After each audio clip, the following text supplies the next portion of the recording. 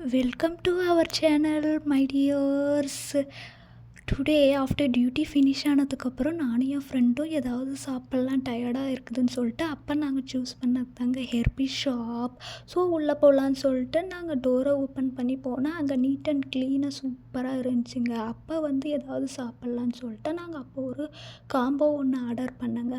அவங்க சொன்னாங்க வெயிட் பண்ணுங்க, நாங்கள் ரெடி பண்ணிவிட்டு கூப்பிட்றோன்னு சொல்லிட்டு சரின்னு சொல்லிட்டு நாங்கள் சுற்றி முற்றி பார்த்துட்டு அதுக்கப்புறம் ரெடி ஆன உடனே அவங்க கொடுத்தாங்கங்க.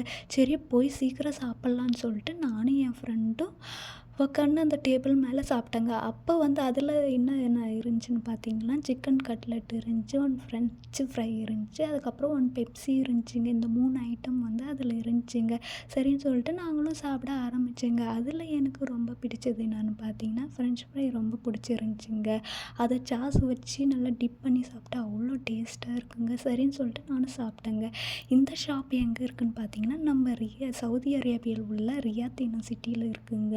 ஸோ நல்லாவே இருக்குது. நீங்கள் ஒன்ஸு வந்தீங்கன்னா சவுதி அரேபியா இன் ரியாத்து, ஸோ ஒன்ஸு நீங்கள் விசிட் பண்ணி பாருங்கள். இந்த ஷாப்பு ரொம்பவே நல்லா இருக்குங்க, ரொம்பவே நீட்டாக இருக்குது.